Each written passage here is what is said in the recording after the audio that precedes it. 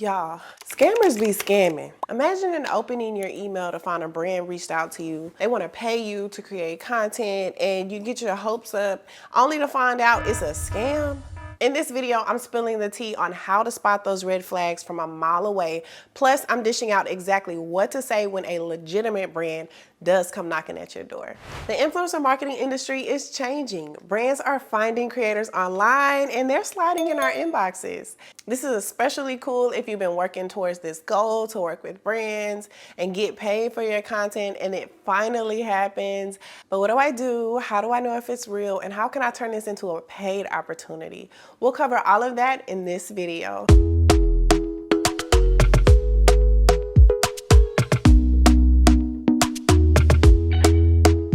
Talk to me nice, talk to me honest. I'm Whitney, digital content creator and social media consultant, and I teach you how to turn content into a business. Go ahead, hit that subscribe button and join the community. So I've worked with dozens of brands and influencers, and today I'm sharing the best way to respond when a brand does reach out to you. Recently, I had a client send me a screenshot of an email that a brand sent to her. She had no idea what to say. She was just starting out.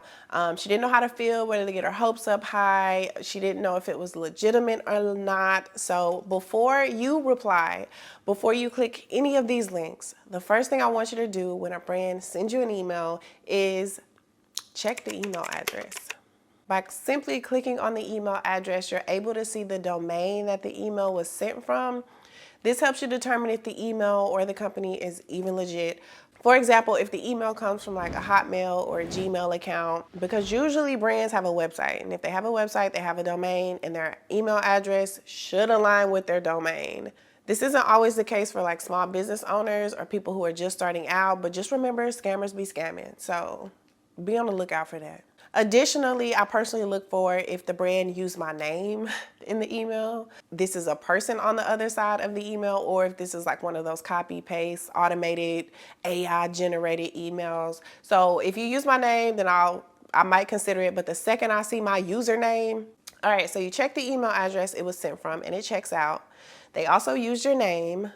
That checks out. So the next thing I want you to do when a brand reaches out to you, before you even hit the reply, is I want you to research the brand. And this should only take 60 seconds. I just want you to go to their website, go to their social media account.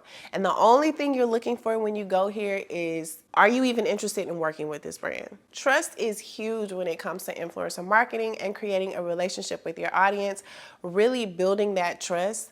The last thing you want to do is ruin that trust because you shared a brand that just wasn't aligned with you or your audience. So check to see if the brand is even aligned just by doing a little research. You ain't got to spend a lot of time on this. It's just a quick 1-minute scan to see if you can see yourself working with that brand. Moving on to the next step, when a brand reaches out to you, you want to get super clear on if this is paid or not. A rookie mistake is going back and forth in email without clarity, okay? I need to know off top, is this free or is this paid? If it's not already stated in the email, then ask. They use words like paid opportunity to let you know that it's paid. They may even tell you how much they're paying, but they use words like in exchange for or payment in kind. That means that it's a gift. And if they don't let you know, then just simply ask, what's the budget for this campaign? When they reply, they usually say one of 3 things. They either say, we don't have a budget, it's gifting, then you can decide if you want to take it from there. Or instead of sharing it, they may ask you what your rates are. Or they may just tell you how much they have in the budget for this particular campaign. But get super clear on how you'll be compensated, then you can decide if you'd like to move forward or not. I think this is a good time to chat about whether you should work for free. And here are my thoughts. Creating content does require a lot.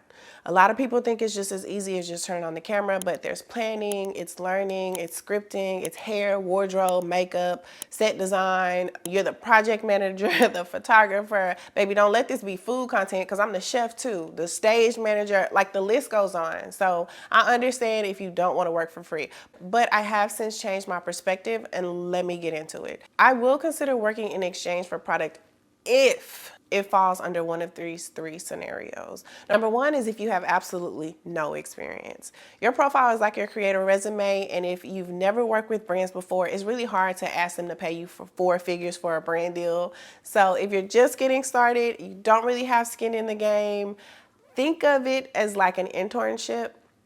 Use the free campaign to learn the game and build relationships with the brand and add that to your portfolio. So that's one situation where I do like encourage you to just take the free product. However, the second reason I would consider working in exchange for products is if I already love the brand, need or want the product, and buying it is just not an option, okay? If it's a $12 mascara, I'll just go out and buy it. I'm not really tripping about it. But if it's like a $2,000 sofa, yeah, I'll do it for free.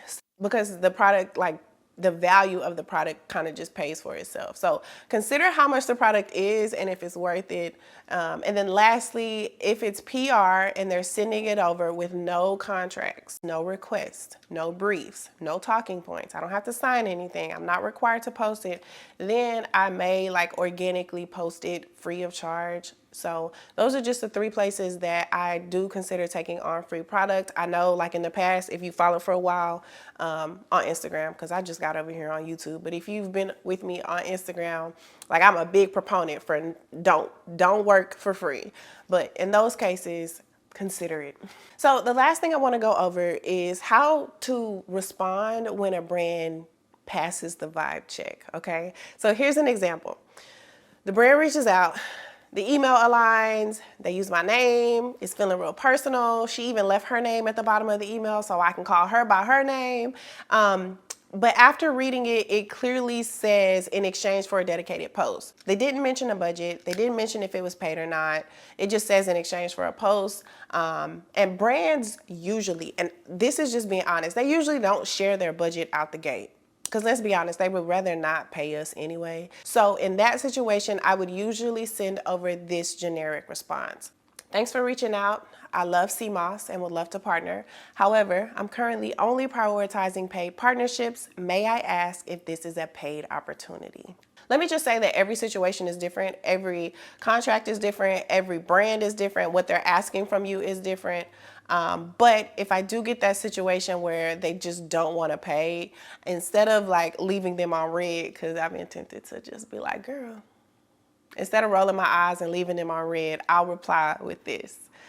Thanks for reaching out. Currently, I don't have the capacity to take on any gifted partnerships. However, I'd love to discuss your goals and strategize a way to achieve them with a paid content-only partnership with a budget that's fair for both of us. If you're interested, please let me know. So this is so I don't leave them on red, but still leave room in the future for partnering. And that's it. That's how to respond to a brand email and how to squeeze a little budget out of them. If you're needing help with creating content or working with brands, and this is the place for you, I share all the tea behind the business of creating, how to create, and my journey as a full-time content creator / entrepreneur. If you're just starting out, I think you're gonna like it here. But until next time, bye.